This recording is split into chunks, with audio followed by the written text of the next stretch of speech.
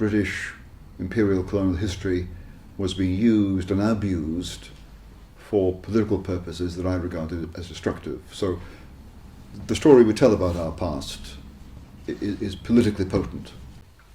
Universities have become politicised in recent years in ways that I myself regard as quite unhealthy. I've always been one who wanted to work out what the truth of things is, and I was willing to spend my life doing that. Life just went on as normal. I'd always assumed I was free to say what I thought. Not everyone would agree with what I thought, but I didn't feel frightened to say it. I knew that the simple equation, empire equals evil, is not historically tenable. But in 2017 I discovered there was a problem, that some things I thought to be true, some things I continue to think to be true, other academics found so unacceptable they wanted to shut me up. Welcome to Peckham Podcast and another special edition because we've got a live audience. Some very interesting people, a range of people, some I've known for a very long time. And we've got a very special guest today that we need to take very seriously because he's quite clever. Well, you've got a few letters after your name. Obviously we all know, but just for the viewers, we've got Professor, now Lord Biggar CBE, your Regius Professor Emeritus of Moral and Pastoral Theology. So yes. I retired 2 years ago. Yeah. What does Regius mean and what does Emeritus signify? So the word Regius is just a Latin word for royal, and what it signifies is that my professorship was one of those professorships that is by royal appointment. You'll find them all around the country actually, but mainly in Oxford and Cambridge. Lots of medical Regius professors in Glasgow for some reason. Right. So that's the Regius thing. So it's a royal appointment, and what was the other bit? Emeritus. Another Latin word meaning, I'm not sure what it means actually. In effect, it means you're retired. But it sounds rather rounder than that. Yes. Okay, well, we've got somebody in the room who can help us later with that one, probably. I think we're going to have a wide-ranging conversation, and of course, neither of us here knows what may come at you in half an hour's time. So I'm proposing I get the pleasure of a one-to-one with you for 30 minutes, and we'll lay out some territory. As you know, I was very inspired by this book, Colonialism, which came out 2 or 3 years ago. It nearly didn't. It's one of those stories, and then it did. A second publisher was found, thank goodness, and it is a fascinating read. I see us talking about education, about history, about anti-Westernism, which seems to be a plausible thing. Obviously empire and colonialism. We're going to be talking about morals and religion because that's been very significant for you on your way into adult life. Yep. And clearly professorially too. Who knows whether we'll talk about Islamophobia, where is Christianity today? But these are all kind of issues in the air that are complicating our cultural life and are threatening to, I don't know, have an influence, one hopes beneficially, in political life. So a very warm welcome to you. Thank you for coming to Peckham. Thanks, Chris. I've not been in Peckham before and the sun is shining. It looks rather nice. Well, you know, we had a word. Now, you set up the McDonald's Centre for Theology, Ethics and Public Life. Could you say a little bit about what that centre is? Yeah, so this was a centre I founded in Oxford in 2010-11, and it was designed to do two things. First of all, to bring academic moral philosophers and moral theologians, or otherwise known as Christian ethicists, to bring them into conversation with civil servants and journalists and people with professional experience to get their ethics to become realistic, so the academics could learn from the practitioners, but also to inject a bit of ethical reflection into the lives of civil servants and politicians and journalists and and others, of trying to get a conversation between those on the front line or at the coal face and those privileged in universities with time to reflect. That was the idea. It remains a good idea. Do you think it'll ever be put into real practice? Well, no, I did.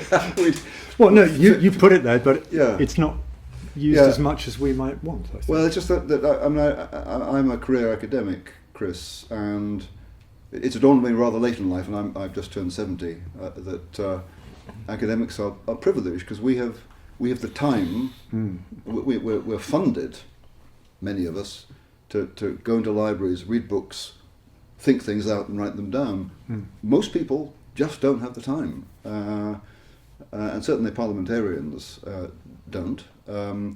Most of us live on capital we acquired when we went to university or school, and we've been living on it ever since. Now, some of us read in our spare time and add to the capital. Most people don't, and I realised late just how privileged academics are. Were you always going to go into an academic life? It was all I was good at, really. I think most people don't know, like coming out of school, don't really know what they're going to do. I was lucky in that, I've been very successful academically, and I was able to follow my nose. There was no pressure from my parents to get a job. So I spent several years just wandering around, exploring possibilities, and a career began to develop. But I guess I was trying to capitalise on what I'd learnt I was good at, and also what I cared about, because I've always been one who wanted to work out what the truth of things is, and I was willing to spend my life doing that. Community and faith are watchwords for this series of podcasts, and I also add the idea of big ideas finding local traction. Now, you come certainly with some big ideas today, because that's, as you've been describing, that's very much your job, to have sat and thought and assembled argument or proof, theory. As a man of faith, early on, you became a cleric. Well, not in a hurry. I became a Christian. I wasn't brought up as a Christian. I became a Christian in my early teens, and my personality is slightly allergic to institutions. So I like being on the inside, but I prefer to be on the outside of the inside, someone near the door. So the idea of being a clergyman didn't immediately attract me. So it wasn't until my mid-30s that actually I gave in and explored the possibility of ordination. Is it some kind of celestial joke for you then, that you're now in one of the biggest institutions that we have in this country, the House of Lords? Yeah, that's a good. Yeah, the fair point. The good thing about the House of Lords, as I've discovered since I've only been in it since the end of January, is that it's pretty much up to you how much you contribute. So I've got other things I'm doing outside of the Lords, and I do plan to play a substantial role. But in a sense, the door's pretty open. I can come in and go out as I please. So I don't feel too constrained by it. I was thinking of, the university that you settled with, Oxford, is renowned for providing prime ministers and cabinet ministers and so on. Are you aware, as an inhabitant of that great big institution, of the political debate, the political life? I studied at 3 universities in England, Canada and the United States. I've taught at 3, Oxford, Leeds and Dublin. My view of academics is that most of them don't, like most people, don't spend most of their lives talking politics. They've got families, they've got jobs, they've got books to write, students' exams to mark. So political discussion is not the focus, normally the focus of university or college life. Although universities have become politicised in recent years, in ways that I myself regard as quite unhealthy. Certain views are usually pushed down from on top onto academics, and academics on the whole are the kinds of people who don't want to fight. Academics are conflict averse, I think, and the shorter time, fighting costs time and energy, and so there's a lot of resentful acquiescence in what the top pushes down, and what the top pushes down is I think often politically biased and dubious, and there is not the proper kind of open discussion about these centrally generated policies. So in that sense, yes, there's academic politics, but academics are not always consumed by national politics. Mm. And the change in atmosphere at Oxford in recent times, how far back do you trace that? Are we talking 20, 30 years? So I've been in Oxford off and on since about 1985, though I had 7 years away in Leeds and Dublin. I didn't know that there was a problem until 2017. Life just went on as normal. As an academic, I'd always assumed I was free to say what I thought, within the bounds of politeness. So I assumed a kind of liberal environment. Not everyone would agree with what I thought, but I didn't feel frightened to say it. But in 2017, I discovered there was a problem, that some things I thought to be true, some things I continue to think to be true, other academics found so unacceptable they wanted to shut me up. And until then, I had no idea there was a problem. Mm-hmm. And what were those ideas? Two things to do with colonialism. One was that I and a leading historian of empire, John Darwin, launched a project in 2017 in July called Ethics in Empire. And the aim of the project was most people in most of history lived under empires, actually. And the aim was to look at empire from ancient China to the modern period and ask, did people in the past, did they view empires or colonialism the way we tend to? We tend to regard empires and colonialism as bad things. Did the ancient Chinese regard empires as bad things because they lived under them? Did medieval Arabs or Muslims regard empires as bad things because they lived under them?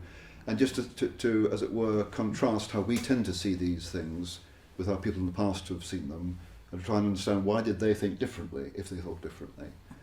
That was the idea. But one of the assumptions of this project was that empire is not always an illegitimate form of political organisation.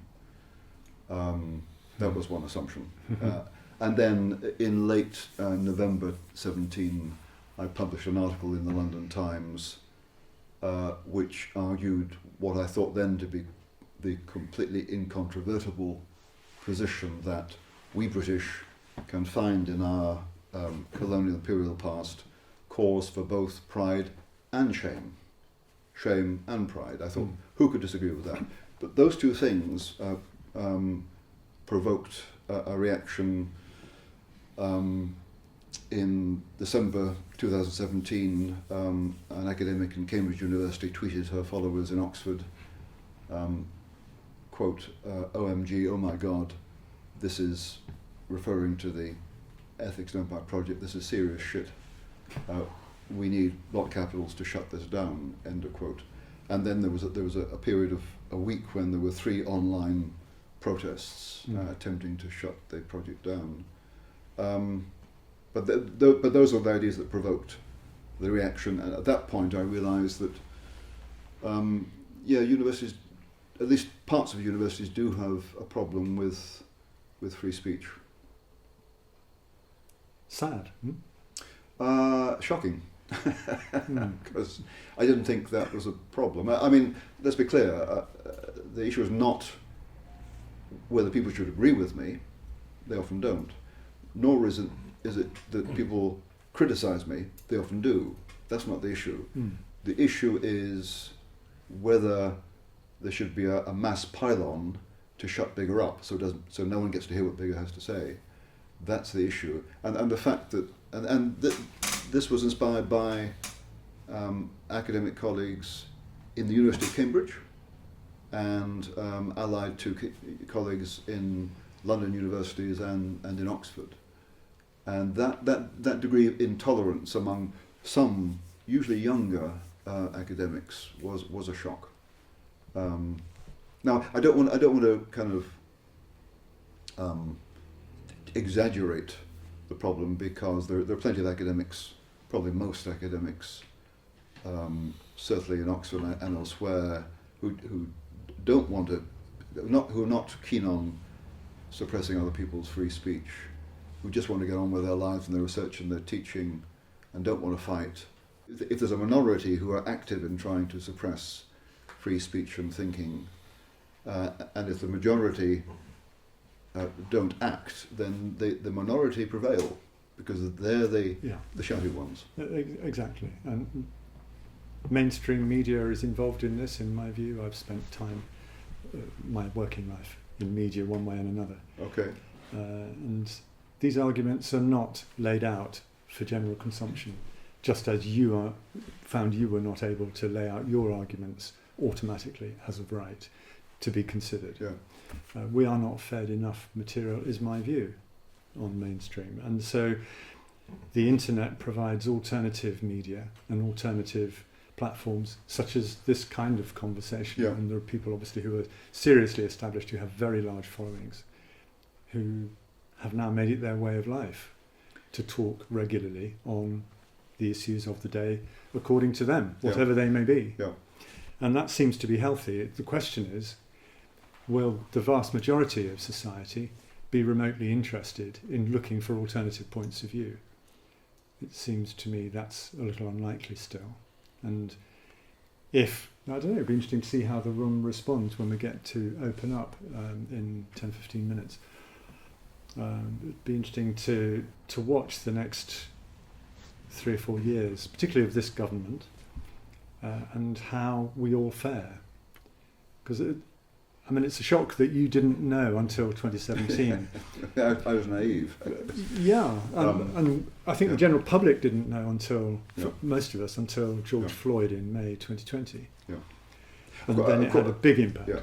Of course, social media, which, I suppose social media became a common thing from the 2010s onwards, at least for people like me.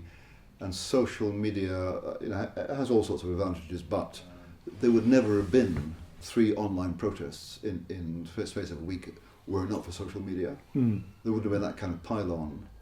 And the other thing is, if you take social media seriously, and my view is probably better not to take it so seriously, but if you do, then it can have an impact on you that wasn't possible before. So social media certainly have enabled this kind of what I call mass bullying that just wasn't possible before.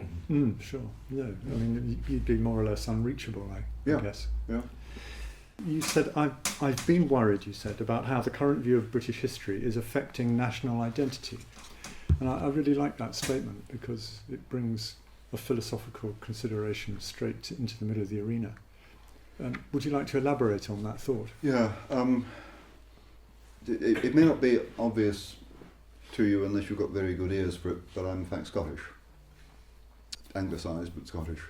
And therefore in 2014, when we had a referendum, or they had a referendum in Scotland on Scottish independence, I was as an Anglo-Scot, I was an instinctive unionist, instinctively against Scottish independence.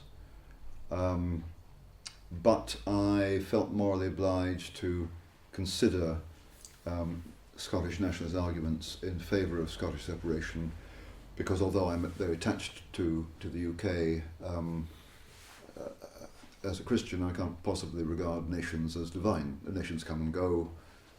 Czechoslovakia existed until 1993 and then didn't exist. The UK didn't exist before 1707. In principle, I think it's possible that there are good reasons why the UK should disintegrate. Well, in principle. So I looked at Scottish nationalist arguments and just to summarise my conclusion, I don't think Scottish independence has sufficient good reasons behind it. I think Scottish independence is a dogmatic solution in search of a justifying problem. It's a kind of faith position. I also think the disintegration of the UK would harm everybody in these islands and beyond. So I don't think it's a good idea. But when I was looking at nationalist arguments, I came across one that can be distilled into this equation. Britain equals empire equals evil, and therefore Scotland needs to secede from this evil post-imperial British state in order to purify itself and sail off into a nice, bright, shiny, sin-free future. And because I've been reading British imperial history for about 20 years off and on, my first read was history, my first love is history, I knew that the simple equation, empire equals evil, is not historically tenable.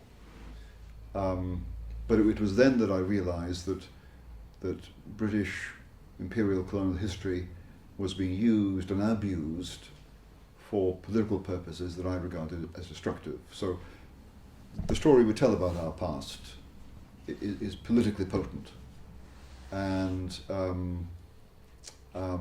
if it's a distorted story, the politics will be distorted. So it was then that I thought someone needs to write a book to correct the record on the British Empire. So that was the motivation way back in 2014. That eventually became that. Colonialism. Yeah. Right. Yeah. Which has had an impact in different ways, I guess. Yes, I mean it's hard to tell what impact it's had. It's sold a lot of copies, so I guess I'm certainly aware that a lot of people are very glad I wrote it.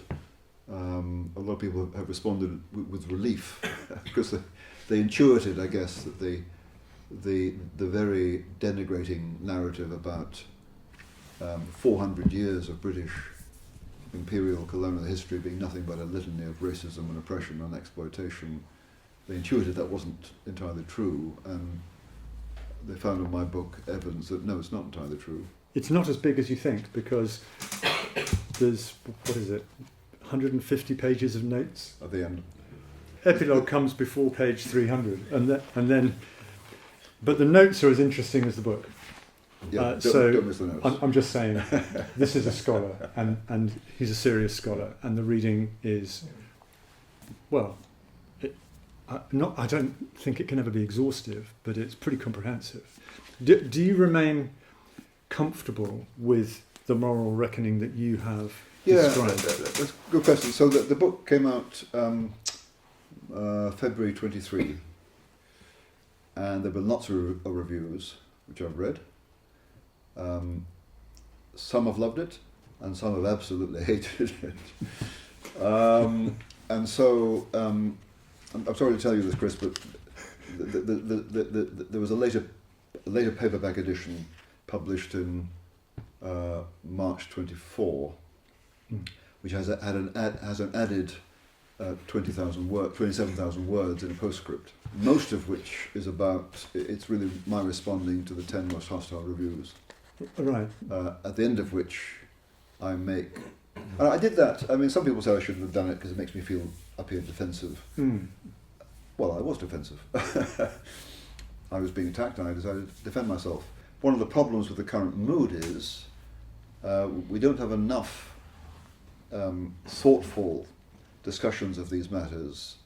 There's too much screaming and shouting and abuse. It's not that we can't have robust discussions with people with strong differing views. Exactly. But we need thoughtful discussions. And I thought, well, it'd be good to demonstrate that I've looked at what these 10 people have said, and here's what I think and why I think it, right? So I'm responding.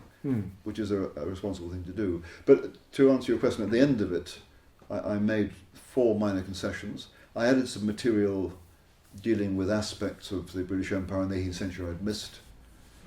But in the end, I thought, no, this book stands up. So I think it has survived the testing, in my own view. Yes, and you do spell out, there come as quite a shock when they do come, because you're very analytical about what you're laying out before us from your research. And then there might be a summary of the darker side of the British Empire, not just empire generally. Yeah. And it is shocking to read that, genuinely. And it's sobering as an older white person. You don't like to be told those things so much, but at least now one can say this book has helped because it gives one a balance. For me, it gives a balanced view.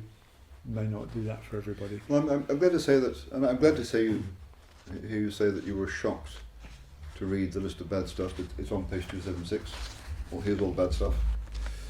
I have another friend who is a medical consultant, Alex. He said he never knew the British Empire did so many bad things until they read my book. And I say that because some of my critics have said that Biggar whitewashes the empire. I don't. But on page 277 there's a longer list of the good stuff. Yes, you talk about page 276. I made a note of that very page number. There's a tally of evils. There are some that are, we're culpable. Yeah. But there are unintended harms you talk about as well, and that's an interesting division. And the impact of disease is an example of that, I think. Yeah. So probably the most devastating impact of Europeans arriving on the coast of North America or Australia was disease, the importation of disease.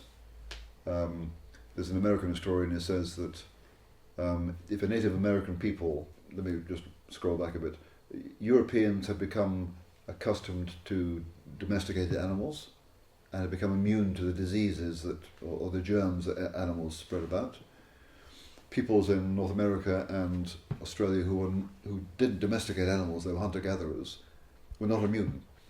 So when Europeans went to North America, for example, and spread their diseases among Native American peoples, according to one historian, in the 1700s, if a Native American people suffered successive epidemics of disease over a 50-year period, they would lose 90% of their population. Now, that was devastating, but no European intended to do that any more than, and by the way, obviously, it wasn't just Europeans who spread disease. Indonesian fishermen came to northern Australia and brought smallpox with them. And you may have noticed that a certain bug called COVID emanated from China and affected the rest of the world and killed 7 million people. I assume the Chinese did not intend that. So one category I think I probably used the word in the book there, in history and in life, there's a lot of tragedy. There's not atrocity. Atrocity is something someone can be blamed for. You can't be blamed for what's tragic. It was devastating, but no one intended it. Yeah. Other things you can blame people for, but not that, on the whole. Christianity, as a man of faith, where is it today? I wasn't really aware of any defence of through Christianity of the anti-slavery movement, which seemed to be inspired by William Wilberforce, who I took to be a very devout Christian man, whose very life ended just 3 days after the completion of his work, if you like, with the 1833 abolition of slavery across the empire. He had, in effect, concluded his labours and he passed away. It was an amazingly poetic moment. I discovered all this in 15 minutes looking on Google. I've never heard the name William Wilberforce come from anybody's mouth. The West African squadron that sailed the high seas at our expense, British taxpayers, for decades across the 19th century. Its job, to stop slavers. If it found a slave ship going from A to B, it would intercept. we saved a large number of lives. Is it 150,000 lives estimated? Yeah, I've seen that figure, yes. And it cost this country 1,600 sailors who manned the ships that became part of the West Africa Squadron. So the part we played from 1807, when we passed the first act to abolish slavery. Have I got the phrase right? Abolish the slave trade? Slave trade in 1807. Yeah. Yeah. From that time on, we spent as much time and an enormous amount of money, which we'll get, I'd like the specific detail, on completing, as far as we could, a small country up in the Northern Hemisphere, the global cessation of trading slaves, which actually we didn't invent, though you wouldn't know that. No, you wouldn't know it. Just on Christianity, Chris, yes, I mean, there were several streams of thinking that led to a mass popular movement in Britain and also in New England and in some other parts of Europe, a mass movement that was persuaded that the enslavement of some people by others was morally abhorrent. Now, this was in the late 1700s. It does raise the question as to why it took so long for people to realise that, but it happened then. And at the popular end, the inspiration was very largely Christian, often non-conformist Quaker, then evangelical or Methodist Christian, but also Anglican. And so Wilberforce was an evangelical Anglican.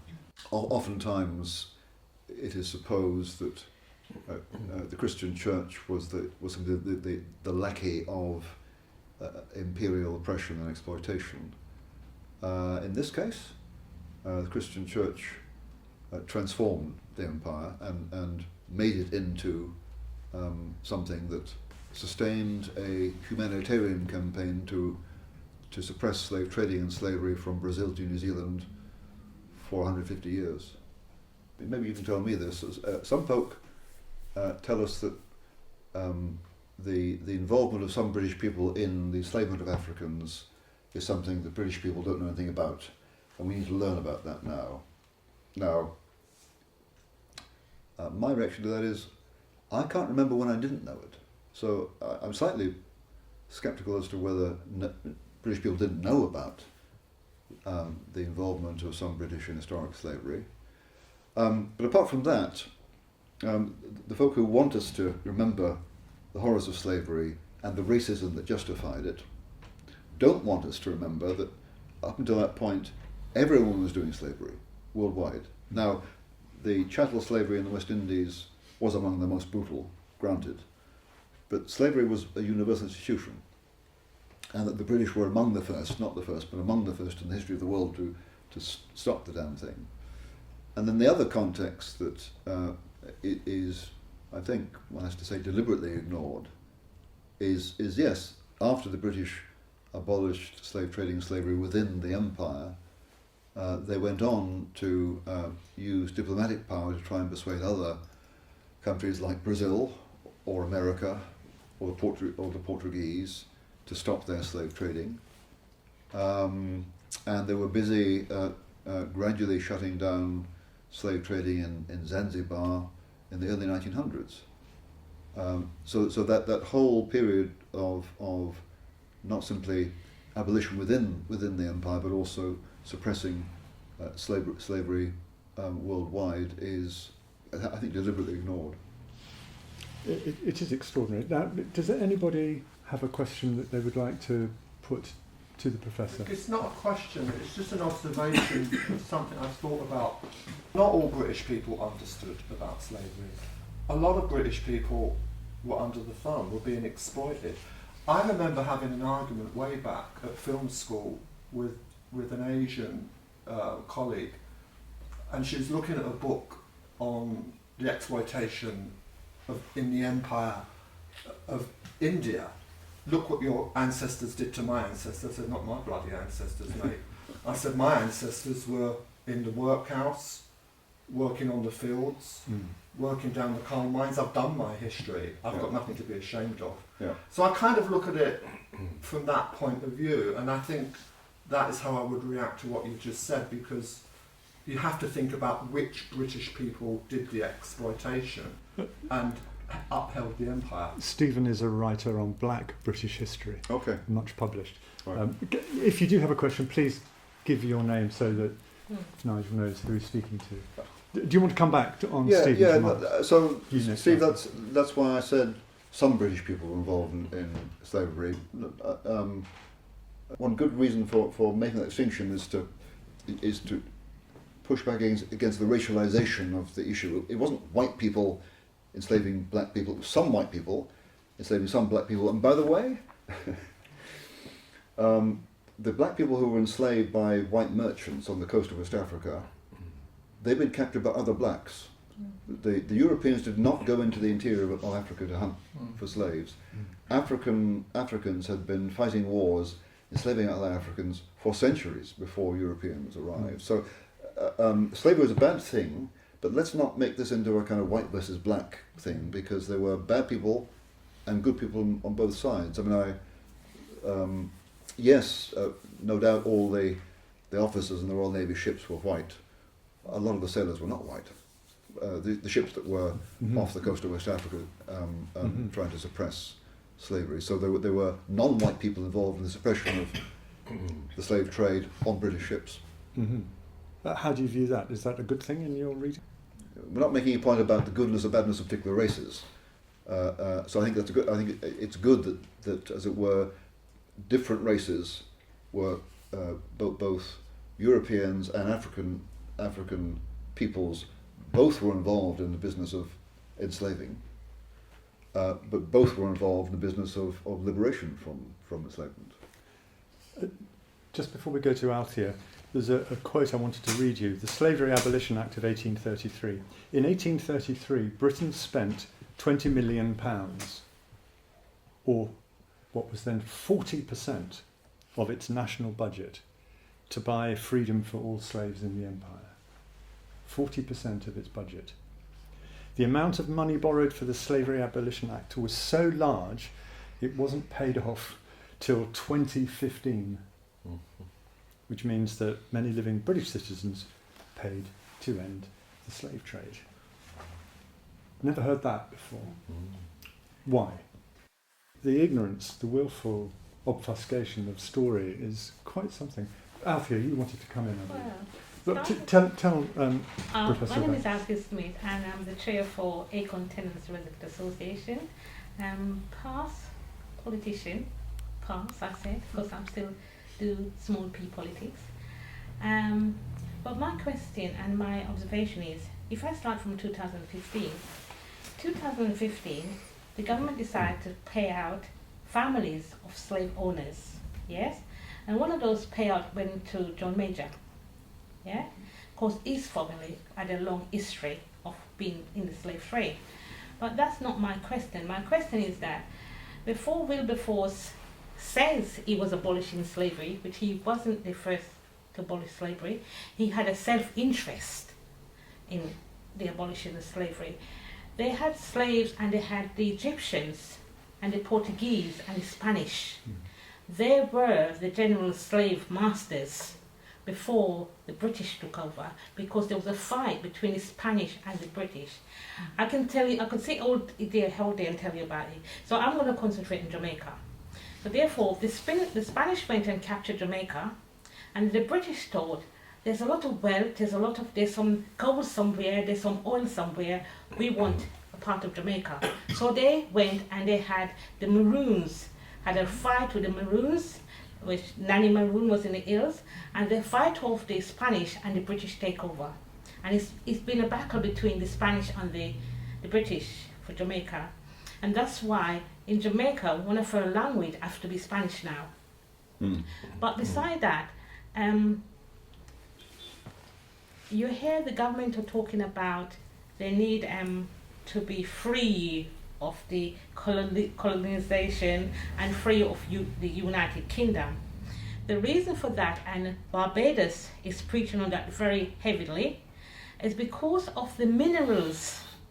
So there's not no smoke without fire that said they don't want something. There was always something there. Because I remember before the Queen Mother died, they found gold in Jamaica.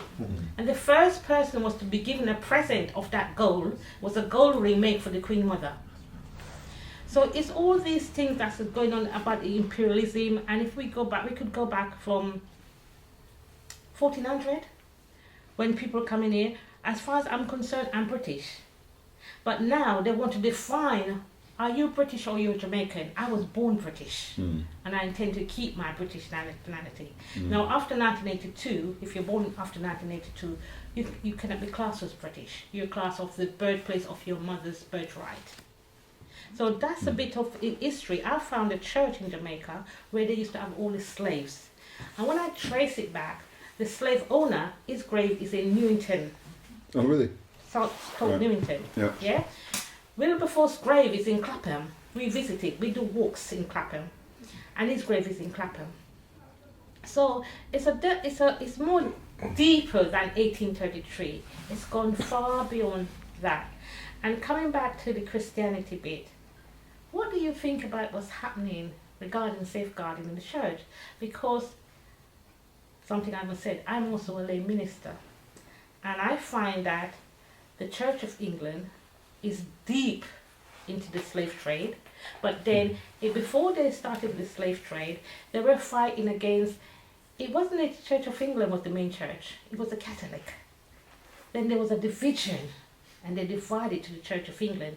Then you come in, you had the Pakistan, you had the Catholics, then you had the Pentecostal people take over to say, we want a bit of this, we want a piece of that. And that's why we've got so much division. Now the Church of England is saying that people are divided, people are not coming to church anymore. But it's not our fault they're not going to Church of England church, it's their fault. There's a lot I could respond to. Let me just take two things. First of all, in terms of the motives for abolition. So it's sometimes said that the British only abolished the slave trade when it had ceased to be profitable,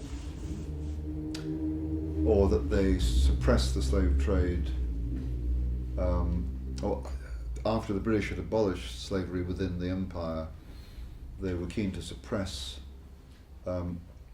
slavery elsewhere because producers of sugar in the West Indies after emancipation had to pay their labour. Therefore the sugar was more expensive, and therefore it was uncompetitive with sugar produced by slaves in Brazil. So the British had an interest in stopping slavery in Brazil so that the Brazilian sugar wouldn't be cheaper than British. Now, to my response to that is, in my experience of human life, my motives are often mixed. So yes, in the thinking of London, in terms of policy, yes, the prospect of stopping Portugal or Brazil from undercutting British producers of sugar in the West Indies could have been a motive. That doesn't mean that humanitarian concern wasn't also a motive, nor does it necessarily mean that the humanitarian concern wasn't the main motive. So yes, there may have been mixed motives. That doesn't mean there wasn't a considerably humanitarian motive. Many of us now are motivated for humanitarian reasons. We may have other motives that make us support various policies or projects. But if we can be genuinely humanitarian, why couldn't Wilberforce in the 1700s be genuinely humanitarian? On that kind of Yeah.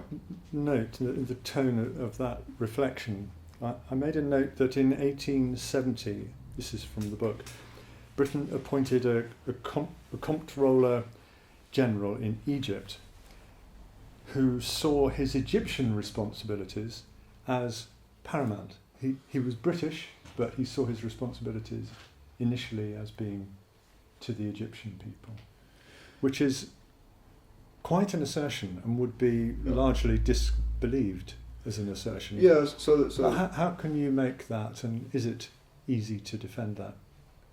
Yeah, it is, because he said so. I mean, two things. You're right. Generally, it's assumed that British colonial officials were in the business of exploiting native peoples for the benefit of British business. So what happened in Egypt was that the Egyptian ruler had bankrupted the Egyptian government, and Europeans who had investments in the Suez Canal had an interest in getting the Egyptian government's finances in order. So in the end, it was a Briton, Evelyn Baring, who was sent out to Cairo basically to knock the Egyptian government's finances into shape. But before he took the position, he said to the Prime Minister Salisbury, if I go out there, you need to understand, I'm an employee of the Egyptian government. I can't, I can't represent British government interests. To which Salisbury said, absolutely. But in a sense, he had it the right way round for everybody, didn't he? Because if he was going to right the ship for the Egyptian state, then the investments were... certainly he was acting in the interests of European investors, but also in the interests of Egypt. Well, very much, yeah. The other thing is, more broadly, you can find instances both in Africa and in India of colonial governments obstructing British business because they didn't want the introduction of British business to disrupt local economies, because if you have local economies disrupted, then native people get very upset, and the colonial government then has to deal with the upset. So actually, at least in the interest of peace, colonial governments sometimes protected native economies against British intrusion. For example, in the 18-somethings, or maybe early 1900s, Lever Brothers, I think, wanted to open a sun oil processing factory in West Africa, and the colonial government stopped them because there was a thriving indigenous African business in trading in that area. So it's not always true that British colonial government acted in the interests of British business. Yeah, and I love the phrase patient nationalism, which emerged in a paragraph you were writing about the state of Iraq. Yes. That was seeking its own nationhood and independence. Yeah. And there was the idea that to go at that too quickly would be unwise, and it would benefit them long term to stay under a British umbrella for a little bit. Yeah, so this was after the First World War. The Ottoman Empire in the Middle East had collapsed, so somebody had to supervise the creation of new states, and the League of Nations gave Britain a mandate. And one of the Arab states the British brought into being was Iraq. It didn't exist before the 1920s. The British installed an Arab, Faisal, as the king of Iraq. In the early 20s, the British government, not least Winston Churchill, was saying, we can't afford this. So we're going to withdraw all our troops from Iraq, and you can get on with it. And Faisal begged Churchill not to do that, because he said, we need time to stabilise things here. We need you here so we can get things stable, and then we can walk on our own 2 feet. 10 years later, the British left Iraq. But sometimes native rulers, although Faisal wasn't strictly native, but he was Arab and Muslim, wanted the British to stay in order to help stabilise things. And sometimes, please interrupt if somebody would like an interjection, because this is sort of your time. But I remember, I think it was to do with Canada or North America, that there was a whole visionary project to help the state catch up with where Britain and its manufacturing, courtesy of the Industrial Revolution, had arrived. And it needed, it was looking for trading partners, I think. And it needed, therefore, other countries to move forward in the technological sense, that they could become economically connected. Well, on the one hand, governments until the 20th century were not generally in the business directly of economic control. And governments, I think probably up until the First World War, certainly the Second, were mainly in the business of law and order and defence. And we forget how huge our states have become. I mean, right now in Britain, does the British state spend 36 or 46% of GDP? So that the state has that much resource. In 1900 it was 8%. And the state just couldn't do then what it now tries to do. On the whole, the best the British Empire could do on the whole was two things. It provided stable government and the rule of law in India or Australia, for example, so that British investors, and up until the 1930s, the British invested more than any other people overseas. But because colonial government, insofar as colonial government was stable, it attracted investment that then built the railways and built the infrastructure in India. The other thing the Empire did for about 80 years, I think, from the 1840s till the 1920s, it promoted free trade. And that meant, among other things, that Indians could send their sons to Cambridge University and come over to England and observe industrial processes and then take back to India both expertise and plant and build steel mills and textile mills in India in the 1890s into what became the Tata conglomerate. Whatever the negative effects of British Empire on native economies, it also provided opportunities for Indians for Indian entrepreneurs to flourish. There's another angle I wanted to introduce, just as a thought to provoke, which is that when the East India Company got started, in what became the Raj, I suppose, the British Raj, Yeah. but in the very early days the numbers were very small, and as I understood it, there weren't racial tensions between the early arrivals of No. East India Company personnel Yeah. and the indigenous populations. That followed when the numbers grew.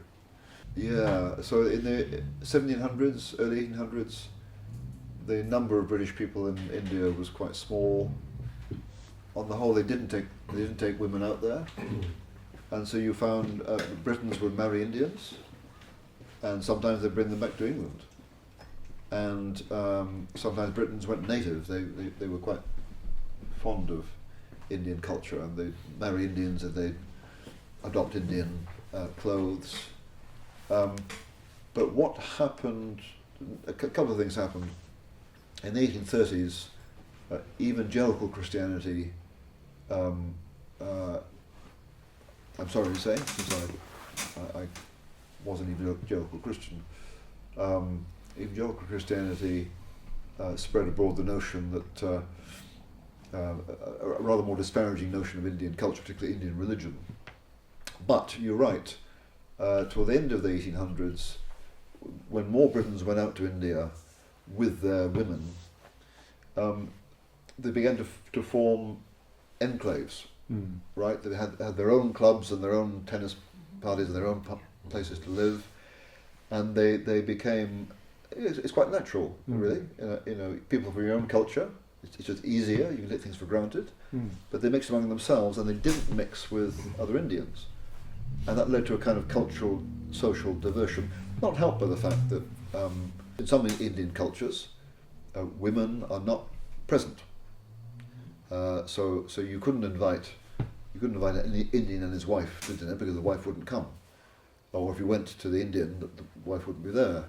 But yes, you're right. Both in India and in Egypt, the numbers of Britons coming meant that they formed their own communities and then became more alienated from the indigenous people around them, which was, I guess, another unintended but tragic effect. Malcolm. Yeah. Malcolm Layton, as a committed Christian, having mentioned the role of Christianity in creating that divide, as I understand it, in Indian culture, can I take us back to slavery and just your view, to clarify your view of the impact or the role that the Christianity and perhaps more particularly the Christian institutions had in the slave trade? Did they benefit? Was there a vested interest in that at all at that time?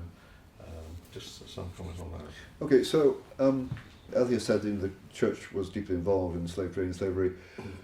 It wasn't, actually. The Church of England, nonconformists were early on against slavery, particularly in New England, so Quakers in particular. The Church of England inherited, was given a slave plantation in Barbados, the Codrington plantation, in the earliest 1700s. And, no, not the Church of England, the Society for the Propagation of the Christian Gospel. So strictly not the Church of England, but an allied missionary body. They had a plantation in Barbados, which they held from the 1720s or 1710s until the 1830s.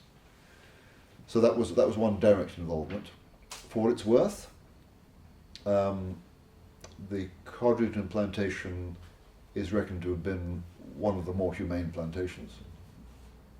Other than that, the Church of my church, the Church of England, there's a fund called the Queen Anne's Bounty, which was established in the early 1700s during the reign of Queen Anne, and was supposed to be devoted to supporting poor clergy in parishes.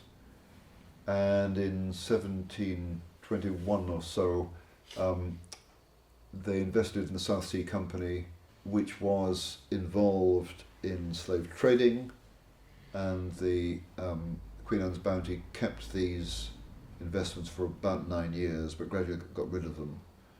So yes, at that point the church was, again through the Queen Anne's Bounty, involved in slave trading, but as it happens, it made no profits out of it. So there was involvement. It wasn't central, and was actually quite marginal, and no profits were made out of it.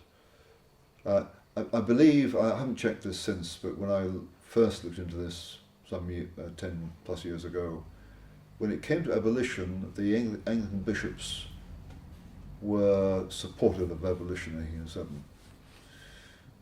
But the main impetus against the slave trade was evangelical Anglican. So in the 1700s, that would be that wouldn't have been the top, it would have been more at a ground level. But there was also, among the more literate classes, the influence of Enlightenment philosophy, Adam Smith and others. But at the popular level, it was evangelical Christian. The fact that the church had anything to do with slavery at all is to be lamented, but one needs to remember that slavery was a very common thing. I mean, Althea mentioned the Maroons, who were slaves who had escaped into the heart of Jamaica, where they lived a pretty autonomous existence. The truth is, the Maroons, some of them kept slaves of their own. So common. And I was in the state of North Carolina 2 Januaries ago, because my wife's family is based there now. And I went to the Museum of the State of North Carolina, and I discovered that on the eve of the American Civil War in 1860, there were in the state of North Carolina 30,000 freed slaves, African slaves, some of whom kept African slaves of their own. Not saying that's a good thing, all I'm saying is it wasn't an uncommon thing. And before we get on our high horses about how awful the involvement of some British people in slavery was, we just need to remember For many people, it was a fact of life, until there was this popular movement to stop it. I sometimes like to throw a big spanner in the works when people get very critical of white people for, you know, the history of slavery, and you're so guilty. And I say, well, personally, I believe in karma and reincarnation, but I have no idea what I was in a previous life, or of course, do you? So perhaps you were white and I was a black, so you might be nice to me in case, you know, you're storing up some bad stuff. Anyway, that's just to be silly. Yes. I'll ask a question after. Yeah, sure. Oh, sorry. Yeah, I think Colin was first in queue, yeah. I'm Colin. My background is in academia and psychology, counselling, psychotherapy, that kind of thing. Yeah. I wonder if you run into the decolonising movement. So activists who want to decolonise the curriculum, for example. So this is a more modern thing and it's ongoing. Yeah. People like Kahinda Andrews at Birmingham and so on. Yeah. So I wonder if they read your book, or whether you've had any conversations with people of that kind, or whether there's just a complete wall between people who are putting forward your argument and them. Because I sometimes wonder whether they are well informed or whether they're just making mischief. They just want to overturn things. They're very anti-Western. They want to change the whole tradition. I think the argument is that we're maintaining a sort of superiority intellectually by in medicine, for example. You know, some people want to introduce theories of medicine from the global south. Right. And so on. Do you have any views on that sort of aspect? Yeah, I do. And I mean, decolonisation is all around us in museums and universities and schools, and the present government, I think, has declared it wants to decolonise the national curriculum. Decolonisation can mean different things. The bit that makes most good sense to me is, I think, makes good sense, is the idea that you know, if you're teaching in a school where most of the kids are black or Asian or whatever, then it helps them to engage if there are people of their own ethnicity in the reading lists or whatever, so they can see themselves. I'm not a school teacher, and that makes a certain kind of instinctive sense. You know, if you can't see anyone who looks like you in the reading list or whatever, then maybe you don't engage with it. But a bit of me is sceptical, because, you know, we're not kind of in racial silos. I mean, lots of white people have been admiring Mahatma Gandhi and Martin Luther King for decades. And it's true that in a certain period after the war, Althea, lots of people in the West Indies called their sons Winston after Churchill. So it's not as if we can only identify as people of our own skin colour. So I'm slightly sceptical, but I'm willing to be persuaded by teachers that it's really important. So if that means introducing someone with, someone of a certain ethnicity in a reading list, so that kids of the ethnicity can relate to it, then that may be a good idea. But that should be for every young person. Sorry, not just young black children, but every child. Okay, okay. And it shouldn't necessarily be a black person that's written the history. What's reflected in the book, absolutely, is what's important, where it comes from, as long as it's done with respect and with sensitivity. Yeah, okay, so there you are, doing stuff in black history, you're not obviously black. That's how it should be. Because that's a good point. But just one thing. What I've always maintained, and what people don't understand in this country, particularly academics, present company accepted, not all white people come from all white families. Not all black people come from all black families. We've got to start looking at it from that perspective, and then the younger people can be empowered better to understand their culture, their cultures, their histories. Right. Well, as I think Trevor Phillips and among others have been saying, in some decades, most people in this country will be mixed race. We're not simply black or white, we're a mixture, which is fantastic.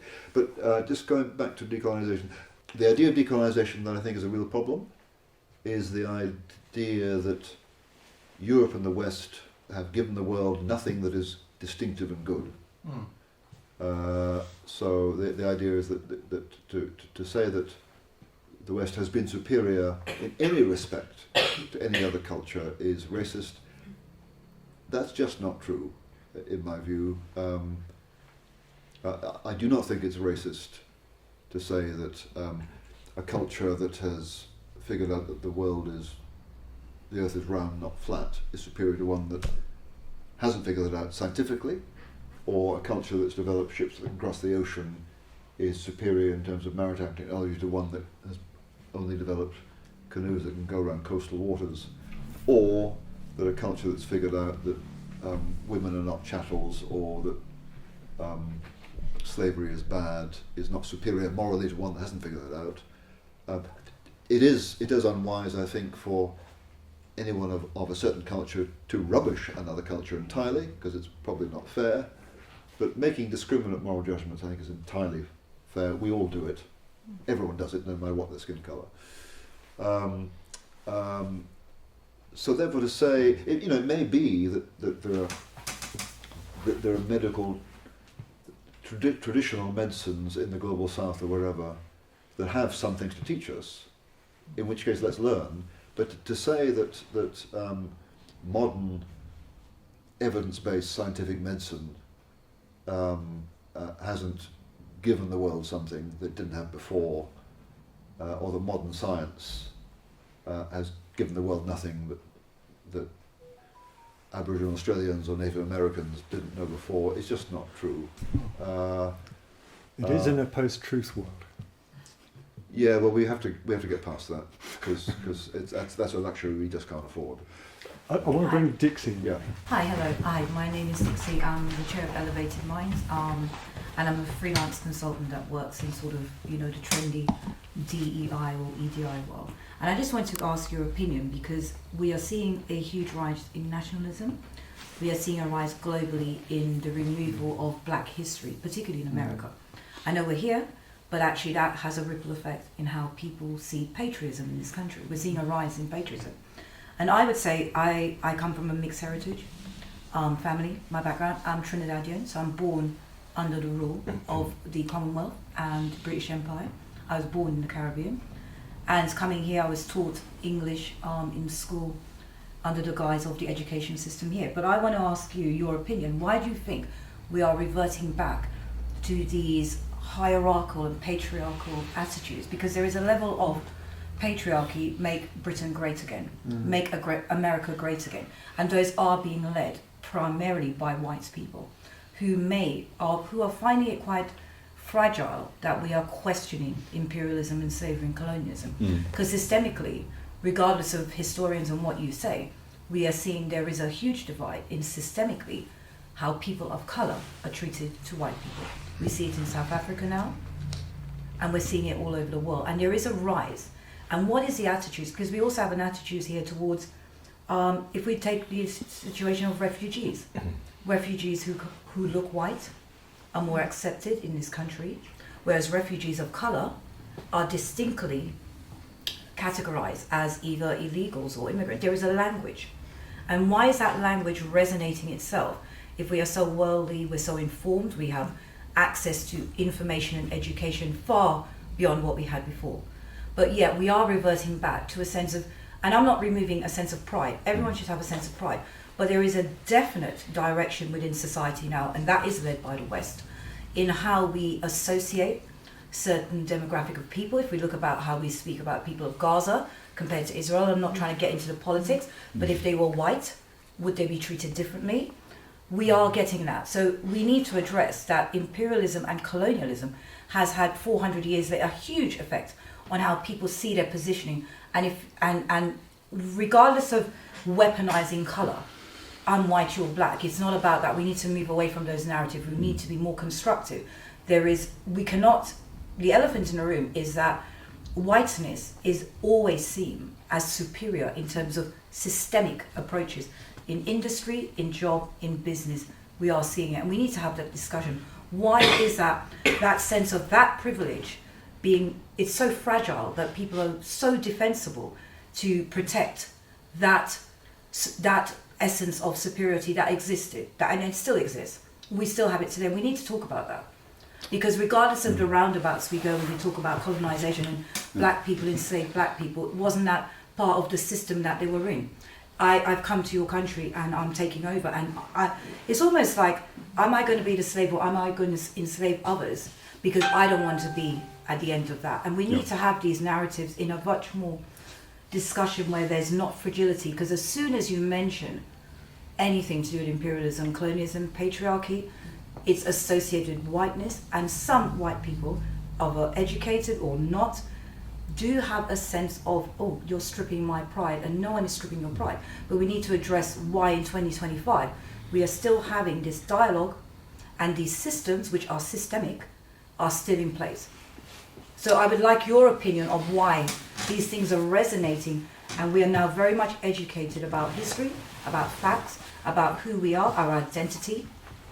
Why do you think that is resonating its head in a very different form? So just in terms of patriotism, I don't think a patriot is someone who always thinks well of their own country. My view is a patriot loves their country, and if you love something, it can disappoint you enormously. But it's important to identify with it, or at least to identify with the things in your country that are valuable and deserve care and promotion, because we get to live in one of the most prosperous and peaceful countries on earth, and it didn't happen by accident. It took good fortune and a lot of building, and we need to take care of it. So I'm all in favour of patriotism. As for whiteness, Dixie, I'm a bit perplexed. And I don't mean it to be offensive. No. But just to that's used currently. It needs to be thought about, because if one's talking about going back to European Western culture, then I do think Western culture has developed certain valuable ways of thinking and certain ideas, institutions that not everyone did. But the thing is, Western cultures aren't in silos. So Western culture has been heavily shaped by Christianity. The guy who started Christianity didn't have a white skin, Jesus. And the Western cultures are always communicating. And Western culture has been, we got gunpowder from China, the alphabet from the Middle East. So the West is not white in that sense. Because earlier on we talked about the effects of social media, and particularly around George Floyd. Yeah. So if we take the George Floyd incident, which is not in silo, hundreds of black men in America, it started with Rodney King, so we know historically. Yeah. But what I'm trying to gauge from you is, we have to have these challenging discussions in order to get to a place of balance where we are both comfortable in our skin to talk about history without being defensive. These are very important conversations. Absolutely. But in 2025, we are seeing a huge rise in the divide between cultures and identity, and who feels their identity is being attacked. And I said the discussion needs to be had, because there is something happening, or there's a twist in the narrative, particularly around education, particularly for black people in this country. We had the whole Windrush scandal, which saw a lot of people who arrived in this country through Windrush actually not given papers or identified as a British citizen. Many were deported, and we're still having that scandal now. And there seems to be, whether it's academic or whether it's much wider, a rise in a sense of, you're trying to strip back our history, but let's not talk about that bit because it's dark, and we need to explore what's growing, what's bringing that trend back. That's what I'm asking from academic. But I think I've got two comments on there. One, Dixie, is that social media does that. Social media divides. Social media is angry, and it's not a place to have a conversation. So lots of people who are saying very strong, aggressive, angry things there. So in a sense, I know social media is important, but I'm not surprised you get those kind of views there. In terms of white people on social media or off it being fragile and feeling as if the history is stripped, they have some good reason for feeling that, because the decolonising narrative, at least in its worst form, as propagated by the likes of Kehinde Andrews, has it that Britain is systemically racist, Britain's history is systemically racist, In other words, it's an unrelentingly negative reading that then provokes a reaction. My book is saying, well, yes, Britain's history has been, Britain's colonial history is a mix of stuff, some very bad stuff, including racism, but the whole abolition of slavery thing was premised on the Christian assumption that all individuals are equal under God regardless of race and culture. So you've got both streams going on. It's a bit like English common law. Everybody's equal before the law. Yeah. It's a version of how you express democracy, and that has a fundamental humanitarian decency written into But we're it. actually seeing that eroded now, isn't it, in society, where the fundamentals of Well, common it'll be eroded, Yeah, Dixie, if it is. people Yeah. take extreme views. So, just to quote the epilogue, which I know is superseded by there being a postscript. You had a conclusion and an epilogue, and now I've got a postscript, yeah. So, in the epilogue, you mentioned that there was a 2018 report from the EU Agency for Fundamental Rights, and they surveyed European countries and found that, in terms of racial discrimination, the UK was the lowest, bar none. You see, that's not popular to say that in the tone of your, the well of information that you're bringing. And I think that's a really important narrative to talk about. And I think what the UK and other countries have done really well is that empowerment of bringing people together, different cultures. We speak over 500 languages in this country, culture, food. If you look at TV ads, you won't find a white male. Well, no, but I think also that is also a narrative, and I think that in itself, because you also have people who now complain that there are too many black people in adverts because it's a predominantly white country. So again, if we go back to the narratives about who pushes the agenda, and I think what's really important in Britain, they're very good at systemically oppressing in terms of industry, jobs. If we look at the market, if I give you stats in terms of policing disproportionality, if we go back to crime and law and order, just as an example, Chris, before you interject, is that systemically we are seeing that those narratives still sit at the basis of everything that we do in our social structure within life. If we break it down to modern times, and I'm asking the question is, why do you feel that there's this rise in this kind of populist approach towards, I'm going to hang on to my pride, which is absolutely, I have my Trinidadian pride and I'm very proud, but also equally, I also know the elements of within my own culture that are negative, and those parts of it, I have to be transparent in how that resonates. And there is an element of that being hidden and suppressed. And whether it's people arguing about your book on social media and discrediting it, they need to read your book, but they equally need to read other narratives. And I think that we're in a situation now where that's being lost. So history is being driven, and narratives are being driven by those who are academic or not, but who have a loud voice that is dividing society. I agree. So a lot of people, maybe a lot of white people, in discussing these things are defensive, partly because other people are being aggressive. So, and that kind of that's one reason. Now on Twitter, I've learnt the wisdom. If anyone is provocative or aggressive on Twitter, I block them, because I figured out too late they don't want a conversation. But this is why this kind of thing is important, where, particularly in small groups, one can actually have a toing and froing. And on social media, too often, it just doesn't happen, and it's really unhealthy. I do want to add here that 2021, Dr. Tony Sewell, CBE, published his Commission on Race and Ethnic Disparity, and he says, they, 11 of them, said the UK is not structurally racist. The key thing about that, the 11 had one white person. But it was completely discredited. Yes, It was. That study was discredited. So what, you're discrediting I'll tell you, it 10 was black discredited, people's... and I was unfortunately dragged into that. And on social media, I have more attention on Twitter for that being named as one of the consultants, which I wasn't, and I denied it publicly, than I've had for any of my Black British history books. But isn't it a nonsense? If 10 out of 11 were not white, and they said the country is not structurally racist, That's But the thing what's wrong with that? elitism about academics, isn't it? There is a But they didn't, I mean, they invited me to a forum at 10 Downing Street, of historians of Black Britain, I was the only one there with an Asian professor from Cambridge who I'd never heard of. And that Tony Sewell was totally disrespectful to me. And Really? this is another conversation. I've written about it in my latest book, which will probably be out next year. But I've gone that whole commission was a joke. It was a joke. It was a Tory setup. I think that's what it was. I think that's not fair. But It was completely discredited by Doreen Lawrence and David Olusoga.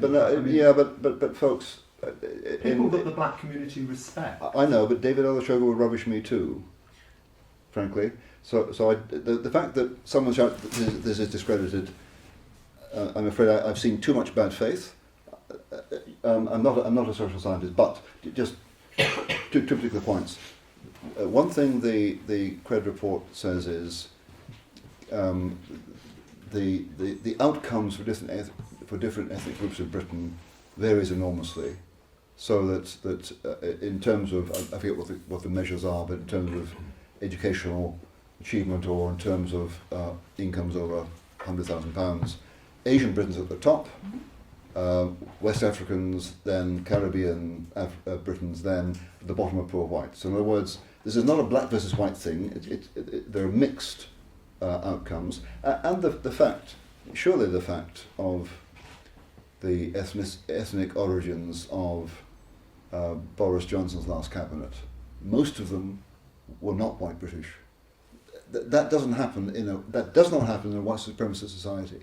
Now, none of that is to say that there aren't elements of racism, even institutional racism, and Sewell doesn't deny there is elements of that. But they say the Sewell report says, can we stop talking about white versus BAME or black ethnic minority, because the reality in Britain is it's much more mixed and complicated. Some of the causes of disparities in outcome between ethnic groups may be racist, but there are other reasons too, cultural, educational, and that just seemed to me to be common sense. Anyway. But that's not how the report was received. So you're discrediting 10 reasonably successful people who've made their career in this country, who happen not to be white. It was discredited by the black community. It was just Absolutely. Because they didn't like those 10 Black representatives. leaders are the ones I mentioned, but also, as Althea says, the wider black community. Because none of them trust Tony Sewell. Nobody would trust Tony Sewell. I mean, who knows who Tony Sewell is? Let's face it. We're not here to talk about Tony Sewell. I mean, in the black community, he's known about, but not the wider community. I'm sure the Tory government did have a clue who he was, but he was proposed to them. He took over that. But those of us in the know, in the community that know who he is, I've known him from way back. I wouldn't trust him as far as I would throw him. So they didn't get off to a good start. I mean, there might be some good things in the report, but I take your point. But I would think overall, it's not a report that went down very well with the black community. No. We are approaching the end of our time slot. We've got a politician here. I know he happens to be an academic, happens to have written a bit, but he's also now in politics in hopefully a useful way, for yourself. We'll see. But we want you to be useful. we need debate to come back in, don't we? We need reason to re-establish the possibility of difficult conversations. Yeah. Exactly And as it's you really say. good to have these conversations in this space, Yeah. because if we don't have this dialogue, that's how misinformation spreads, that's how hypocrisy And develops, alienation. and division. Yeah. So it's absolutely important to have these discussions. Well, absolutely, but Yeah. it needs to be the wider community, Yeah. not no disrespect, not the academics Academic. who live in a bubble. I've been writing black British history books for 30 odd years. I've lost count of how many I've written, and done it very successfully, and it against the odds. But I've never ever been invited to a university. If any consolation, no university has asked me to speak about my book. There you are, we're the same. We're What the a same. surprise. So if anybody's got something they'd like to ask Lord Biggar, then we have a representative of the House of Lords in our presence. Tell us Something about to champion. Tell us any of the back secrets. I've only been there 2 months. Promise not to tell anyone. Yeah. Oh yeah. Yeah. Now that you're in the House of Lords, there's a lot of bills that I've been to the House of Lords for some sit-ins because I've got quite a lot of friends up there, and most of the bills just keep rush through. I'd like to sit in the House of Lords and have a proper debate, because everything is just when one member gets fed up with the other member. Move to the vote. We need to have a proper debate. Like I remember days when Peckham Town Hall at 12 o'clock, councillors were there debating, and if the community was upset with them, they could not come to the front door. They had to have an escape route where they had to leave the building because we would be there at 12. I used to be one of those. I used to sit at 12 o'clock, 1 o'clock, sitting outside Peckham Town Hall waiting for them to leave the building. Yeah.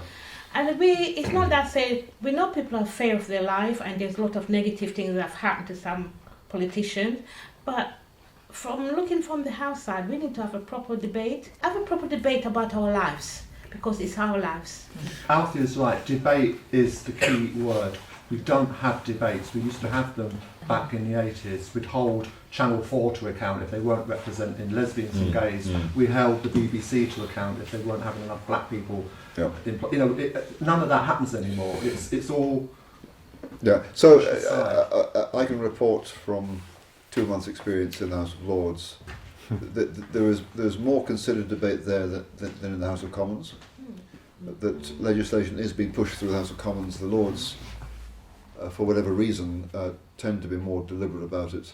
Part of the problem is, when I first entered the House, one thing that struck me was the quantity of paper. I mean, the amount of legislation. And I'm thinking to myself, we're constantly producing new laws here. Who's enforcing these things? And I mean, the state has to grow in order to enforce all this stuff. So there's quite a question about the amount of legislation we're actually that's being generated, because the more that's generated, the less time you've got to debate it properly.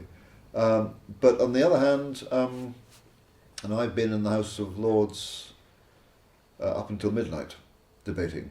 That shouldn't happen too often, but there's more time there. And actually, the debates in the chamber are not the most important part. It's the select committees. That's where the hard graft, the examination of bills takes place.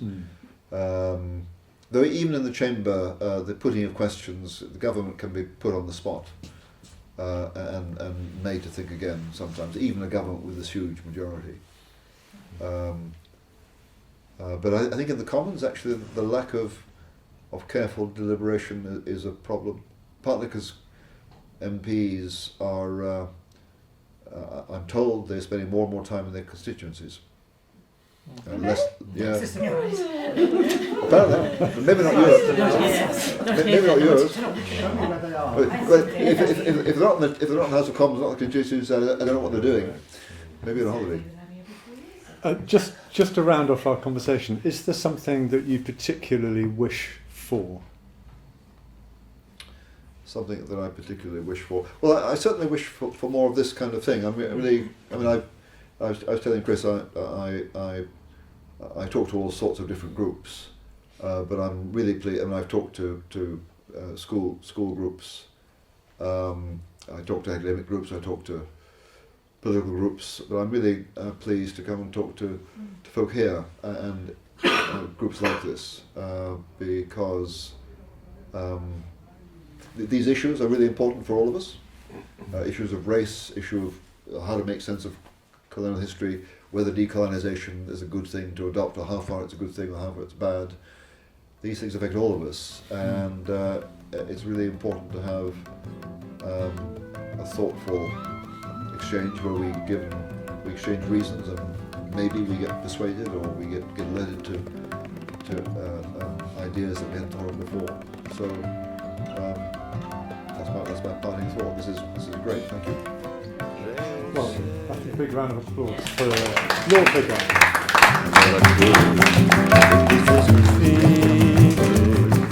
You can tell Lord Harrison that you've been in his story. So you can come down next. That's his academy. Yeah.